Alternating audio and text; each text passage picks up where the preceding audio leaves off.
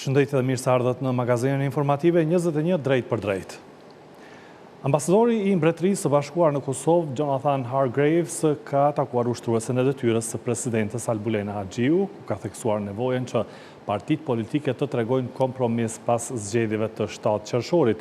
Në një postim në Facebook ka shkruar se gjatë takimit është theksuar rëndësia që legislatura e re pas zgjedhjeve të jetë në gjendje të zgjedh presidentin në mënyrë që të shmangen zgjedhjet e reja dhe humbja mundësive për Kosovën. Theksova nevojën që partitë politike të tregojnë kompromis për të shmangur një skenar të tillë. Gjithashtu diskutuam edhe abuzimin e papranueshëm ndaj grave politikane në rrjetet sociale dhe shpresën që të gjithë liderët të partijak ta bëjnë të qartë se një gjuhë e tillë është e papranueshme, thuhet në njoftim. Ish komandanti UÇK-s Kadri Kastrati tha se gjuha e përdorur nga kurti dhe zyrtarët e lëvizjes vendosje kundër ish komandantëve të UÇK-s nuk i bën derë Kosovës, por as vetë subjekteve politike. Sipas tij, qëllimi i pjesëtarëve të UÇK-s ka qenë çlirimi i Kosovës dhe siç tha ai, etiketimet nga politikanët janë të turpshme. Bisedën e zhvilloi Burim Zariçi. Kastrati ju keni qenë vetë komandant në luftën e ushtrisë lirimtare të Kosovës.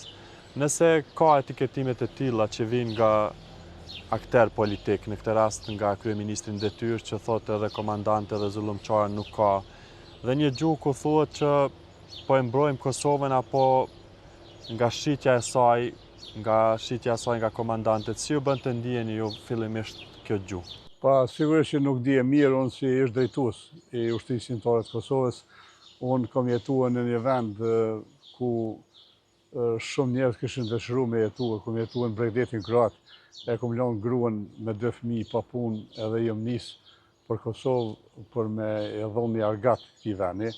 Në ushtrisë lirimtare të Kosovës me përgjegjësi të plot, morale, penale, e çfarë doni, e them që nuk ka pas as lëvizje, as parti politike, as ka pas doni qëllim tjetër. Qëllimi jon kryesor ka qenë që të organizojmë një ushtri lirimtare që është organizuar edhe është formuar ushtria lirimtare e Kosovës.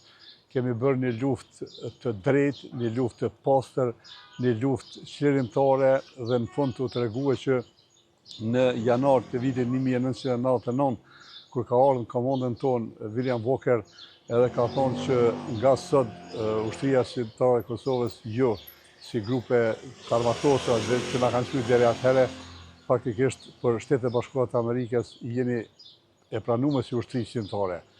Kjo e dëshmon edhe tregon qartë që bota perëndimore na ka vlerësuar që ne nga ushtari më i fundit e deri te udhëheqja kryesore e krevëve të ushtrisë lirimtare të Kosovës kanë bërë luftë lirimtare, luftë me gjitha ato ligjet ndërkombëtare të luftës që kemi respektuar dhe është e papranueshme. Edhe është shumë ofenduese edhe shumë e ulët, edhe nga kryeministri në detyrë, edhe nga çdo kush që krerët e ushtrisë lirimtare të Kosovës, ushtrisë lirimtare të Kosovës në përgjithësi e quajnë me terme të ndryshme. Gjithashtu unë e shoh edhe në rrjetet sociale se çka janë duke bërë, çka janë duke ofenduar njerëzit, etiketime të ndryshme dhe kjo mendoj që është shumë e ulët edhe nuk është dashur me ndodh.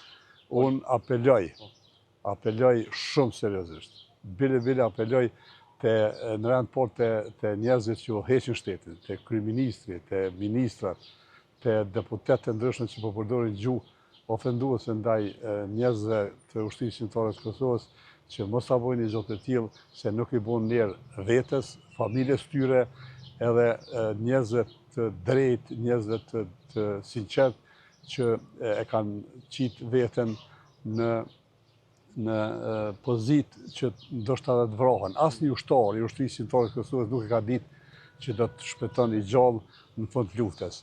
Dhe tash të etiketohen Hashim Thaçi, Kadri Veseli, Jakub Krasniqi, Recep Selimi, Cali, edhe gjithë të tjerët me emra të ndryshëm, kjo është e papranueshme. Gjykata speciale për mendimin tim ka qenë dhe është gjykatë politike. Është gjykatë e cila është formuar me rrena të politikës ruse dhe politikës Beogradit. E dim shumë mirë që mbi 40.000 faqe, edhe vetë prokuroria e ka pranuar në Hagë që kanë marrë materiale prej Beogradit. E ne e dim se Beogradi çka mendon për neve. Dhe për atë arsye, sot, 27 vjet mas luftës, me përdor fjalor të tillë, për mua jo që është e papranueshme, po është e turshme. Edhe me të vërtet nuk kam koment për këtë sjellje. Nëse thuhet në deklaratë që e shpëtuam Kosovën nga ish-komandantet, për juve duhet t'jetë lënduse, apo jo, sepse jo dhe shumë të tjerë kontribuat, luftuat për çlirimin e këtij vendi. Dhe ky diskurs nuk do duaj që të përdoren në fushata. 12 qershor 1999 u shiru Kosova. 2008 o shpoll shteti i Kosovës. Treni 99 dhe 2008 ka ik. Ai që ka dashur ta kap këtë tren e ka pas mundësinë. Edhe vetë Albin Kurti ka pas mundësinë sepse ka qenë zyrën e Adem Demaçit dhe ka pas kërkesa edhe nga zona operative Llapit që të vjen të na, të veshet, të armatoset edhe të jetë pjesëtar i ushtrisë shqiptare të Kosovës. Nuk e ka pranuar një gjë të tillë dhe tash ai më mundue me arsyetu veten dhe njerëz të tillë që nuk e kanë kap këtë trenin kur është dashur me kap, po t'i quhen këta me fjalor të ndryshëm, ta quhen që Kosovën e ka shpëtuar, të quhen që Kosovën e ka marrë në podrum me ujë. Kush i ka marrë gjithë të autostradat, gjithë të shkollat, gjithë këtë zhvillim që është bo, që unë i kam jetuar në Kroaci 27 vite. Sot shkojmë në vende ku ka pas luftë Kroaci, ne hala shohim tragjet luftës. Dhe në Kosovë nuk sheh askund. Domethënë Kosova bën zhvillim i jashtëzakonshëm. Dhe të quash që ai përshpëton Kosovën, unë nuk e di prej kujna. Nëse dikush ka bërë mas luftës, unë jam Kadri Kastrati. Ka prokurori, ka gjykata, ka institucionet e Kosovës. Nëse unë e kam bërë diçka, le të më kap, le të më dënon, nëse unë e kam keq përdor pozitën time, kam përdor emrin e ushtrisë shqiptare të Kosovës. Por lufta është e shajt. Luftë nuk u zon askush dhe nuk do të lejojmë askën që ta përdhonos, që ta quhen me fjalë që shpequhen, sepse lufta e ushtrisë shqiptare të Kosovës është një luftë e cila për herë të parë prej Skënderbeut e deri në UÇK, populli shqiptar i Kosovës kur nuk ka pas një organizim të tillë. Dhe duke falendëruar ushtrisë shqiptare të Kosovës, ne sot e kemi shtetin e Kosovës, që është i njohur mbi 120 shtete në botë dhe jemi në rrugë të mirë për të antarësuar në NATO dhe në mekanizma të tjerë ndërkombëtar. Dhe kjo ku fushate, unë po të isha simpatizant i subjektit politik të vetëvendosjes, me këtë gjuhë kur votën nuk ja kisha dhënë. Unë nuk jam antar e asnjë partie politike, edhe them to lërshëm, sepse unë nuk jam i preokupuar me parti politike, por luftën e shajt të ushtrisë shqiptare të Kosovës do ta mbroj me çdo mënyrë demokratike. Edhe nën kryetari OVL të UÇK-s, një herëshish komandant i brigadës 153, Fatmir Sopi, ka quajtur denigruese gjuhën e Kurtit dhe të zyrtarëve të vetëvendosjes kundër ish-krerëve dhe pjesëtarëve të tjerë të UÇK-s. Sipas tij, një gjuhë e tillë i shërben më shumti Serbisë. Ish-komandanti i UÇK-s u bëri thirrje përfaqësuesve politik që të merren me programet e tyre dhe të lënë anash përfshirjen e përfaqësuesve të UÇK-s në fushat për përfitime elektorale. Për të ardhur keq për njerëzit e tillë të cilët ushtrisë qëllimtare të Kosovës dhe luftën tonë të drejtë dhe shqirimtare e përdorin, apo ma mirë me thonë, e keq përdorin sidomos në fushata parazgjedhore, kur dihet se ushtria qëllimtare e Kosovës nuk i takon asnjë partie politike dhe asnjë individi, por është ka buruar nga populli ynë si nevojë për çlirimin nga një pushtues shekullor i cili nuk ka lënë gjë të zezë pa i bërë popullit tonë. Prandaj një gjuhë e tillë ndaj eksponentëve, ndaj komandantëve të ushtrisë qëllimtare të Kosovës është denigruese, është e ligë dhe është qyqare, sepse ata kanë kryer detyrën ndaj atë dhëut dhe kanë arritur që në përkrahje të popullit tonë, në përkrahje të botës demokratike, ta fitojmë lirin dhe sot të kemi Kosovën të lirë dhe të pavarur. Unë kërkoj nga të gjitha forcat politike që të flasin me një gjuhë më përbashkuese, që ushtria shqirimtare të mos përdoret as si kartë monedhe në mes të forcave të ndryshme politike, ku një pjesë thonë se janë pronar të saj, ndërsa një pjesë tjetër mundohen me çdo kusht që ta fyen dhe ta denigrojnë sa tjetë e mundur më shumë. Kjo i shërben më së shumë të Serbisë, i shërben më së shumë të forcave të cilat tani ma janë mundur në luftë, dhe jam i bindur se nuk i shërben popullit tonë, nuk i shërben kauzës tonë për zhvillimin tonë, shtetit tonë. Partitë politike është mirë që të merren me programet e tyre dhe të garojnë me programet e tyre e jo të merren me të kaluarën tonë të ndritshme. Pra, figurat e UÇK-s po përdoren për përfitime politike në këtë fushat. Po, është e vërtet, mas e vërtet është se figurat e ndryshme politike, po edhe lufta e ushtrisë shqirimtare të Kosovës, po edhe dëshmorët, po edhe njerëzit të cilët pas lufte, nëse lufta e ushtrisë shqirimtare të Kosovës dhe ushtria shqirimtare e Kosovës e ka një datë kur e përmbyll kapitullin e saj. Ajo është 19 shtatori vitit 1999, kur pushon aktiviteti i saj për çlirimin e vendit. Dhe aty tutje njerëzit janë ata që janë, me emër mbi emër, dhe nuk janë më ushtria shqirimtare e Kosovës, prandaj nuk duhet të thirret askush në emër të asaj periudhe. Ndërsa për atë periudhë secili i cili ka qenë pjesë e saj duhet të jetë krenar, dhe siç jemi krenar të gjithë ne, dhe nuk ka asnjë denigrim, asnjë fyrje, asnjë përpjekje e armiqve tonë apo e njerëzve të pandërgjegjshëm që na bën të jemi pishman për atë që kemi bërë për vendin tonë. Por pse parafushata është përqendruar te akuzat dhe kundërakuzat dhe jo në programe konkrete që do të kishin për bazë zhvillimin ekonomik? Në këtë temë flasim me analistin politik Arton Maxheri, cilin e kemi në linjë të drejtë për drejtë. Përshëndetje zoti Maxheri. Përshëndetje. Atëherë, pse po dëgjojmë në këtë parafushat më shumë akuza dhe kundërakuza sesa programe konkrete për zhvillimin ekonomik? Në fakt, kur nuk ke që në ofru pa shtetarëve, nuk ke ndonjë projekt për cilin dush me folë e që ke qenë qeveri 6 vjetë, atëherë forma më lehtë e komunikimit me opozitën dhe me qytetarët është me sulmu kundërshtarët politik. Dhe kjo natyrisht po vjen nga partia në pushtet. Po natyrisht edhe opozita po bjen në lojën e këtij komunikimit të partisë në pushtet, pra nëse ata po thonë diçka, po akuzojnë opozitën, ata po e kthejnë në një formë në të njëjtën mënyrë, që është normale, por megjithatë partitë opozitare duhet të koncentrohen më shumë te paraqitja e programeve të tyre. Natyrisht duhet t'u kthejnë, sepse kjo është politikë dhe natyrisht nuk duhet me lënë vend për dyshim tek opinioni publik për çfarë do akuze që i bën partia në pushtet. Partitë opozitare duhet të reagojnë sepse nuk duhet me lënë me dyshe për asnjë moment pa qytetarëve.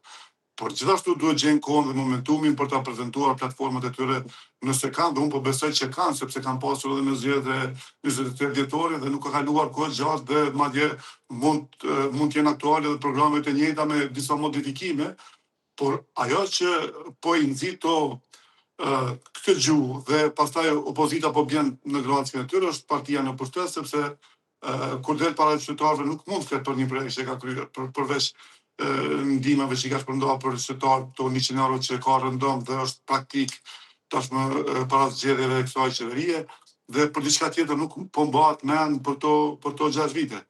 Por opozita duhet të jetë e vëmendshme dhe të mos bi prej këtyre provokimeve që po i vijnë nga partia në pushtet. Përmendet shpërndarjen nga 100 euro për disa kategori të iniciuara pra nga qeveria në detyrë, u kritikua nga opozita se është një tentim për blerje votash, se keni parë ju këtë? Po në fakt është një prej tentimeve për blerjen e votës të qytetarëve, ka ndodhur edhe në 28 dhjetor, ka ndodhur diçka ngjashme edhe në Shkurt. Nuk është hera parë që bën pak para zgjedhjeve, por kjo është një blerje klasike e votave, por nuk opozita përveç natyrisht duhet ta kritikoj si veprim, sepse nuk po ndodh një moment tjetër, po ndodh pikërisht para zgjedhjeve, duhet të spalosur alternativat e saj të cilat tashmë po duket që kanë rënë në hijen e propagandës së partisë në pushtet. Nuk ka asgjë të keqe nëse qytetarët e Republikës Kosovës i gëzojnë nga 100 euro që i jep qeveria, sepse tek e fundit janë parat e tyre dhe ato veç po kthehen. Por shumë më e dobishme do të ishte sikur këto parë të investohen diku në një projekt të madh që do t'i shërbente qytetarët e Republikës Kosovës, që atë projekt ta shihnin çdo ditë, ta përjetonin çdo ditë, ta preknin çdo ditë, dhe jo si kupton 100 euro që shumë prej tyre, shumica dërmuese këtyre mjeteve do dalin jashtë Kosovës dhe natyrisht që as konsumi këtu i brendshëm nuk ka mja pa hajrin për faktin se praktikat kanë treguar që çdo parë që jep kështu në këtë formë kaq fizike nga qeveria janë shpenzuar jashtë vendit. Dhe kështu do të ndodhë tashme që kemi festën e Bajramit, njerëzit mund të lidhin pushime dhe ato ti qesin jashtë Kosovës dhe çka kemi shërby, asgjë s'kemi shërby realisht. Pra ju mendoni që lëshimi këtyre milionave në këtë kohë nuk do të ketë fare ndikimi në zhvillimin ekonomik të vendit, në qarkullimin e këtyre mjeteve brenda vendit? Jo, në fakt mund të ketë një përfitim momental, dikush mund të ashtë një poshtë një shitore që ka, një pagesë rrime që ashtu në shajtu, një poshtë ndonjë miku që ka ndonjë poshtë vogël kështu, për efekte momentale mund të ketë. Por në perspektivë, këto 100 euro do të arrisin inflacionin për muajt në vazhdim. Dhe këto 100 euro qytetarët e Republikës së Kosovës do t'i kushtojnë shtrajt për muajt që po vit, sepse do të kenë impakt direkt në rritjen e inflacionit, sepse këto ndihma kryesisht janë ushqim për inflacionin. Nuk e ndihmojnë zbutjen e tij. Mund ta ndihmojnë momentalisht, por në perspektivë ato e acarojnë pra inflacionin, nuk e ndihmojnë për mos zbutur atë. Dhe do të jemi dëshmitar që pas muajit qershor Kosova do të përballet me një inflacion akoma më të lartë dhe me çmime akoma më të lartë të konsumit ditor. Pra, inflacioni është i lartë, çmimet po vazhdojnë të rriten nga dita në ditë. A është kjo pasojë e zhvillimeve, krizave të njëpasnjëshme globale, apo është keq menaxhim në vend i parave publike? Janë të dy situata të kombinuara. Edhe për shkak që jemi shtet më shumë që importojmë se sa eksportojmë, nuk jemi shtet prodhues. Dhe rrjedhimisht ndikimi i çdo krize globale ndikon tek ne. Por megjithatë, kjo nuk do të thotë që institucionet nuk duhet të marrin masa për të vetëm mbrojtur nga inflacioni ose sulmet e jashtme ekonomike globale që mund ta sulmojnë Kosovën, por jo vetëm Kosovën, por kudo në Ballkan dhe në Europë, sepse kriza ekonomike është jo në Kosovë, por kudo. Por secili shtet ka marrë masat për t'i mbrojtur qytetarët e vet nga kjo krizë financiare. Por nga inflacioni i lartë dhe Kosova së fundit duket që ka inflacionin më të lartë në Europë, dhe kjo nuk është pak për një shtet të varfër, sepse qeveria në detyrë nuk ka marrë asnjë masë për ta zbutur këtë gjë. Dhe vetëm masë që ka marrë, nëse i themi masë, sepse nuk është asnjë masë, është kjo shpërndarja e 100 euro, e cila, siç thashëm më herët, do ta acarojmë edhe më tepër inflacionin në muajt të ardhshëm, sepse nuk është ndihmë që do të ketë impakt afatgjatë në trajtimin e inflacionit. Ozdi Maxheri, kur po flasim për ekonominë, kryeministri Detyrë Kurti ka paralajmëruar që së shpejti do të iniciohet hartimi i ligjit i cili do ta mundësonte rrogën e 13 edhe për sektorin privat, madje është përmendur edhe mundësia që të merret edhe rroga e 14. Si e keni parë ju këtë premtim dhe a është i realizueshëm realisht dhe çfarë efekti do të kishte tek bizneset e vogla dhënia e rrogës së 13 dhe tjetë obligim madje edhe rroga e 14. Në fakt, zoti Kurti, këtë premtim mund ta bëj vetëm për ndërmarrjet publike, realisht për institucionet publike, por nëse bën me ligj, pastaj i obligon në ndërmarrje private. Dhe kjo natyrisht do t'i kushtonte shumë shajnë sektori privat, i cili edhe ashtu është në gjendje të rënduar ekonomike.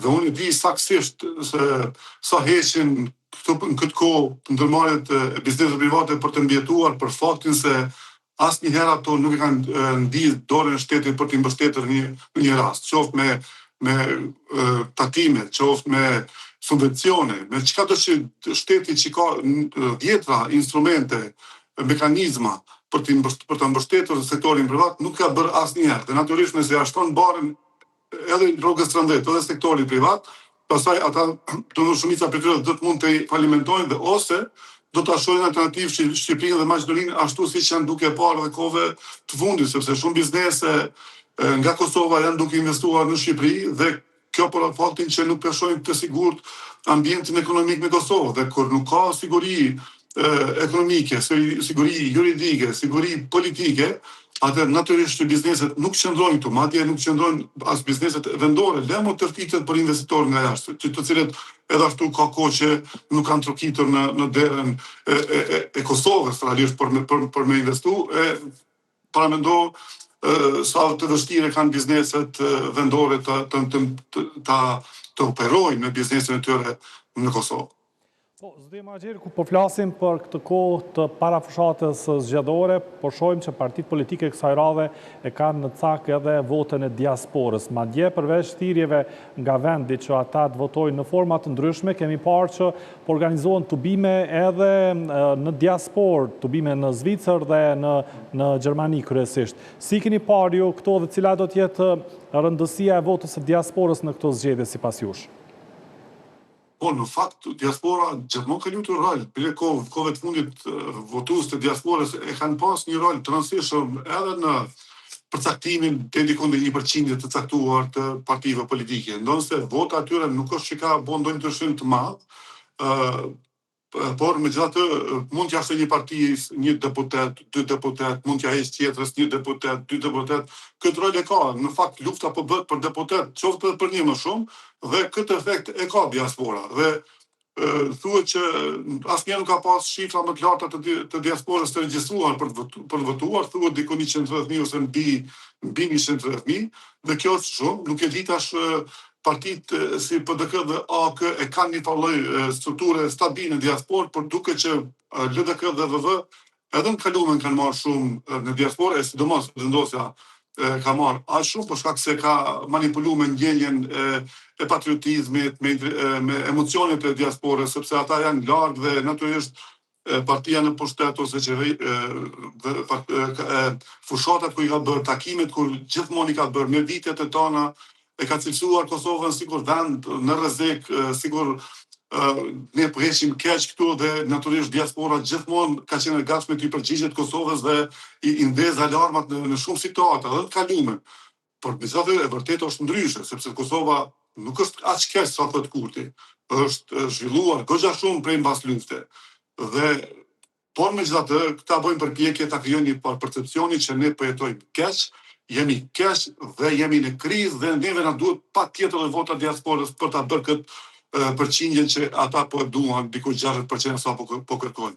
Nuk e di sa do të jetë ndikimi i vjosës në votën e diasporës, nëse e shohim nga tubimet, nuk është që edhe LDK është keq sepse pak mas aty, por tubimet rëndom nuk janë përcaktues i votës qytetarit në kuti, se mund të shkosh në votim, por mund të mos votosh në kutinë e votimit. Pra, këto janë 2 gjëra që nuk mund t'i shohim patjetër bashkë, po mund të jenë ndaras dhe kështu është e vështirë e parashikueshme se si do të jetë rezultati, por ajo që dihet sigurt vendosja natyrisht ka një mbështetje më të madhe të diasporës, se sa do të jetë ajo, atëherë duhet të presim deri në datën 7 qershor.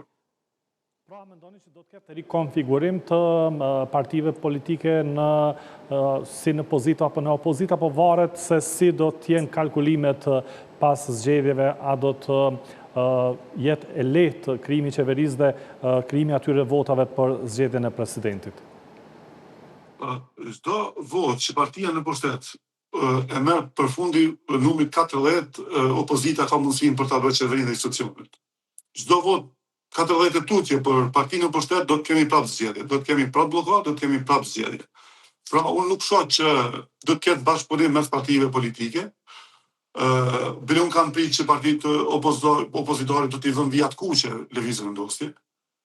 Por megjithatë nuk e kanë bërë, janë treguar zemër hap për të bashkëpunuar, domethënë në edhe pas zgjedhjeve, që nuk mund të them që është keq, por megjithatë në percepcionin tim është e gabuar për një parti si Vetëvendosja, e cila po themi që këto 6 vite ka keqeverisë me vendin dhe të jemi kaq të hapur kafshi këtij subjekti politik, për më tepër nuk ka befasuar PDK-ja për faktin që ajo asnjëherë nuk ka pas vjerkuqe për asnjë parti politike, por nuk ka befasuar DDK-ja dhe Vjosa Osmani, e cila një intervistë edhe në pe mediave tona e ka konsideruar të pranueshëm ndoshta një bashkëpunim në të ardhmen me vetëvendosjen, e kur dihet pesaritja e saj, ndalja e saj nga vetëvendosja dhe tradhtia që ish bërë Vjosa Osmani nga vetëvendosja dhe natyrisht si mund të pranojë një bashkëpunim të ardhshëm pas këtyre zgjedhjeve, por unë më shumë pres që do të kemi zgjedhje të reja nëse vetëvendosja me 40 deputetë sipër, sesa do të kemi ndonjë marrëveshje për krijimin e institucioneve, sepse tashmë bllokada është e presidentit dhe nuk është e qeveria. Sepse sikur të ishte me qeveria, atë ne nuk kishim pas nevojë me shku zgjedhje.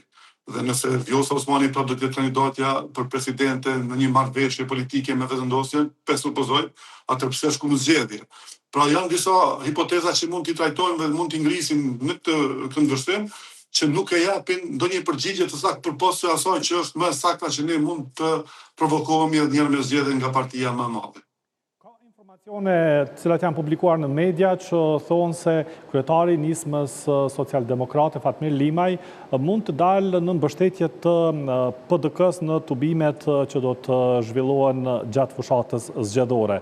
Nëse ndodh kjo, a do t'i ndihmoj Fatmir Limaj PDK-s që të marrë më shumë vota?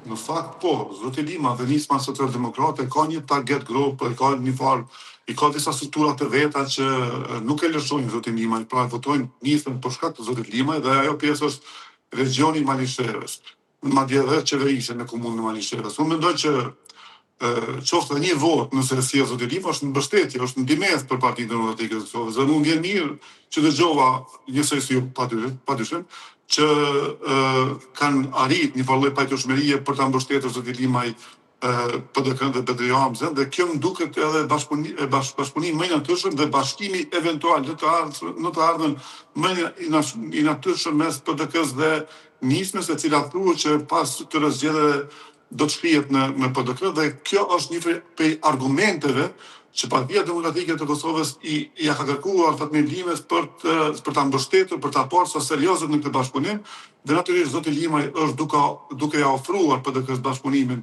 ashtu siç edhe e lexuam nëpër media, dhe nëse ndodh kjo është një mbështetje e mirë për PDK-n dhe është e mirë së ardhur natyrisht. Po, krejtësisht në fund, zoti Muhaxheri, ambasadori i Mbretërisë së Bashkuar sot pas takimit me ushtruesin e detyrës së presidentes Albrena Haxhiu, kërkojnë nga gjitha subjektet politike që pas zgjedhjeve të gjejnë gjuhën e kompromisit në mënyrë që të mos përsëriten sërish zgjedhjet. Por çka nëse ndodh kjo, nuk ka kompromis, nuk arrihet të gjendet një figurë unifikuese që do të ishte e pranueshme për gjitha partitë politike që t'jetë presidenti i ardhshëm ose presidente e ardhshme e vendit dhe vendi shkon sërish në zgjedhje. Cilat do të ishin pasojat? Në fakt, unë mendoj që bashkia ndërkombëtare, presionin e vetëm që duhet ta bësh mbi partinë më të madhe që është në pushtet, jo partitë opozitare, sepse ato edhe në këtë formë, edhe me këto përqindje që ishin pas datën 28 dhjetor, ju kanë përgjigjë çdo ftesë të partisë në pushtet. Dhe ju kanë përgjigjë çdo ftesës të kryeministit Albin Kurti për të marrë vesh për presidentin. Po s'ka pas gatishmëri nga ana e partisë më të madhe që është Vetëvendosja. Pra, edhe pas këtyre zgjedhjeve, nëse ato duan të përzihen siç janë përzihen të kalumen, e që çuditërisht nuk po përzihen tash prej se është Albini kryeministër dhe po jenë çudi për këtë gjë, sepse nëse diçka ka bërë në kohë, hashim thua që Isa Mustafa ose Ramush Haradinaj, ambasadat i dheshin alarma dhe bëshin presionin e papa mbi këta kryeministra që ka pas Kosova. Dhe ndryshe po ndodh me zotin Kurti. Pra, këto ambasada që dojnë me ndihmu Kosovën edhe kanë seriozisht me mbështet Kosovën, duhet ta trokasin derën e Albin Kurtit dhe jo derën e partive opozitare, të cilat po ashtu edhe në zgjedhjet e fundit kanë treguar gatishmëri që janë për një marrëveshje, nuk janë për me shku në zgjedhje, janë për me zgjedhje një president konsensual dhe këtë mundësi nuk e dha partia në pushtet dhe e dërgoi vendin zgjedhje.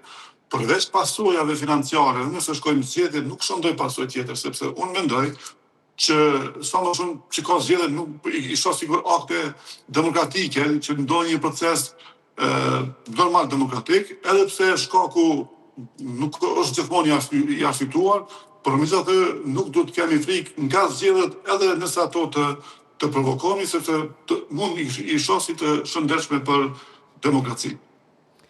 Zoti Muhaxheri, falenderoj shumë që inkuadrua drejt për drejt në emisionin tonë. Falenderoj ju. Se dua me analistin politik Arton Muhaxheri, do të vazhdojmë më tutje qytetarët shprehen të zhgënjur me partitë politike duke thënë se ato nuk po punojnë për interes të votuesit.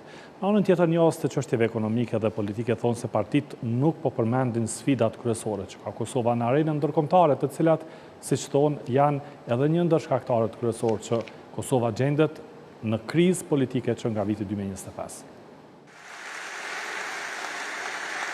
Rritje të pagave pak të 13, madje edhe të 14, forcim të ushtrisë, ngritje të kapaciteteve energjetike, investime të huaja, projekte infrastrukturore e çka jo tjetër, është duke u dëgjuar ditëve të fundit në prag të votimeve të shtatërshorit. Megjithatë, pavarësisht premtimeve të subjekteve politike dhe fjalëve të tyre, qytetarët shprehen të rezervuar lidhur me realizimin e tyre. Shë nacionalizëm tepër i katë me dush në gjepë. Shë njerës që tentojnë bohën mret balkonit me dush në gjepë. Sa ju besojnë na këtyre fjalëve? Fare. Kretin manipulim. Për qytetarin zakonshëm. Veç po përndëtojnë. E kur gjusë për realizohen. Se a do të realizohen premtimet e dhëna gjatë fushatës zgjedhore, mbetet të shihet. Megjithatë, sipas kryetarit të Aleancës Kosovare të Bizneseve, Agim Shahini, ajo që dihet është se subjektet politike i kanë vënë interesat partijake para interesave shtetërore. Shahini përmend nevojën për përfundimin e investimeve kapitale dhe përmbushjen e obligimeve ndërkombëtare që ka Kosova, në mënyrë që shteti të bëjë hapa përpara, qoftë në aspektin e integrimeve, qoftë në aspektin e zhvillimit ekonomik. Nuk ka udhëhecje një partie, por duhet të gjejnë kompromis, dhe kompromisi për vendin duhet që të rritë zhvillimi ekonomik, të integrohet Kosova, të fillojnë financimet, të përfitojmë nga financimet nga fondi i rritjes, të hiqen gjitha sankcionet edhe nga SBA-ja që kemi tashmë, dhe mos të shohim Kosovën si vendi më i varfër në Ballkanin Perëndimor, por si një vend i mundësive për të zhvilluar dhe për të investuar bashkërisht me investitorët e huaj. Kosova, për shkak të moszgjedhjes së presidentit, përfundoi në zgjedhje të parakoshme, të cilat nuk garantojnë se do të sjellin stabilitet politik apo formim të shpejtë të institucioneve. Në këtë situatë, analisti politik Adrian Zeqiri premtimet e subjekteve politike i sheh si retorik boshe dhe të recikluara nga fushatat e kaluara. Ai shpreh kritika se partitë politike në përfushata zgjedhore nuk përmendin edhe sfidat kryesore që ka vendi, të cilat lidhen me konsolidimin e shtetësisë së Kosovës. Nuk janë të lehta, po çdo politikan që është i maturum duhet që herat apo vonë të mirë me këto tema. Natyrisht në fushat shumë a lehtë po është që të japën premtime boshe për rritje të rrogave, për shtesa, për rrogën e 13, 14, ndoshta së shpejti do të kemi edhe rrogën e 15. Fushata zgjedhore zyrtarisht pritet të nisë më 28 maj dhe do të zgjasë deri në hapjen e vendvotimeve më 7 qershor. Edhe para festës së Bajramit, çmimet e produkteve bazë në Kosovë kanë shënuar rritje, duke vështirësuar përballimin e shpenzimeve për shumë familje. Në prag të festës së Bajramit, një periudhë kur bëhet thirrje për solidaritet, qytetarët përballen me një realitet tjetër shqetësues, siç është rritja e çmimeve të produkteve bazë. Çmimet e ushqimeve si mishi, mielli dhe produktet e tjera të domosdoshme janë rritur dukshëm, duke rënduar ekonominë e qytetarëve dhe duke ulur fuqimblerëse të familjeve. Më shpekon pak mia se di çka kështu bë. Që vetë që tu i kom dhënë 20 euro për çdo dyja. Të nej, pleshnia pak në përbjek që ta është shumë. Jo, do kërshtajt në njerës për në që jo folë është. A i 5 herë ushqit para dëkuve. 5 euro s'po që sot 1 euro. Kreu i shoqatës konsumatori Selatin Kaçaniku, lidhur me rritjen e çmimeve të produkteve esenciale në prag të festës së Bajramit, thotë se situata është shqetësuese dhe e përsëritur çdo vit. Çmimet janë ekstreme. Janë, siç e thot një pjesë e mirë e popullit, katastrofale. Janë të mjera. Dhe kur diçka është e mirë, do me thonë se edhe digniteti ynë nga dikush po trajtohet në nivel të mirë. Do me thonë se ne, sikur nuk kemi faktori dignitetshëm për këtë republikë. Ashtë quajtur e 13 të jepet edhe punëtore të sektorit të privat, sepse edhe ata janë gjenerosë të buxhetit nga i cili burojnë ato njete. Do me thonë, realisht ato nuk i takojnë vetëm klasës sunduese, do me thonë punëtorët nga sektori publik, në nivelit qendror dhe lokal, por duhet i takojnë edhe klasës punëtore, thjesht klasë punëtore që quhet, sepse këta kontribojnë me punë dhe djersën tonë në buxhet. Ndërsa ata kontribojnë nga buxheti i buxhetit. Do me thonë, qeveria duhet të bëj dallime aty ku duhet e jo të veprojë me standarde të dyfishta. Sipas të dhënave zyrtare të ASK-s gjatë disa muajve të vitit 2025, inflacioni vjetor në Kosovë ka qenë rreth 4 deri në 5%. Në tetor 2025, çmimet e konsumit ishin mesatarisht 5.1%, më të larta se në të njëjtin muaj të vitit 2024, ndërsa në nëntor rritja mesatare arriti 5.3%, krahasuar me një vit më parë. Produktet që shtrejtoheshin më së shumë gjatë vitit 2025, sipas Agjencisë Statistikave të Kosovës, janë kafja, çaji, qumshti dhe frutat. Energjia elektrike rreth 15 deri në 20% në disa periudha, frutat mbi 15 deri në 16%, kafe, çaj dhe kakao rreth 13 deri në 17%, mishi rreth 12 deri në 13%, qumshti, djathi dhe vezët 7 deri në 10%. Rritja e çmimeve në treg ka reflektuar drejt për drejt edhe tek kurbanet këtë vit, duke e quar çmimin e therrjes së një kurbani në Kosovë nga 220 euro deri në 400 euro.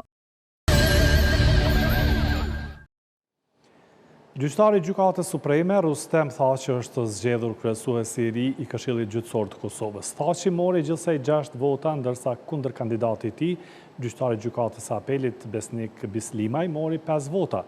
Mandati i Rustem Thaçit si kryesuesi i KGK-s është 3 vjeçar dhe do të fillon nga dita e sotme. Në mbledhjen e sotme të KGK-s u bë edhe pranim dorëzimi i detyrës së kryesuesit Rustem Thaçi, detyrë të cilën ja dorëzoi zëvendës kryesuesja e Këshillit Gjyqësor Arjeta Sadiku.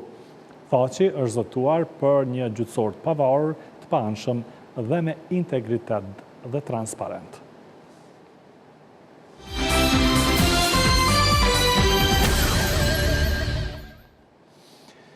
E pavarësisht të grevave dhe protestave, punëtorët e trafikut urban thonë se kushtet e punës mbeten të vështira dhe paralajmërojnë grevë të rinë në korrik nëse nuk plotësohen kërkesat e tyre për paga më të larta dhe kushte më të mira pune.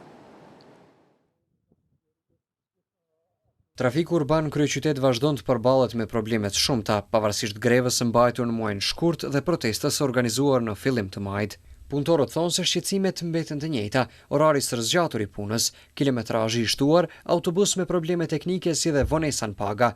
E kryetari i sindikatës së trafikut urban, Shejp Selmani, thotë se situata nuk ka ndryshuar dhe se punëtorët vazhdojnë të përballen me të njëjtat kushte të vështira të punës. Sa i përket rritjes së paga, nga menaxhmenti kemi marrë premtime qysh kur e kemi paraqitur greven me 13 shkurt. Kemi marrë premtime që 3 mujorin e 2 të këtij viti do të reflektojnë, ende akoma s'ka një lajm për ngritje të pagave. Tash ka filluar edhe sezoni i verës, në disa autobusa kemi edhe defekte sa i përket klimës, nuk funksionon klima. Toalet, kabinat janë në disa vende, mirë po në disa nuk kemi fare.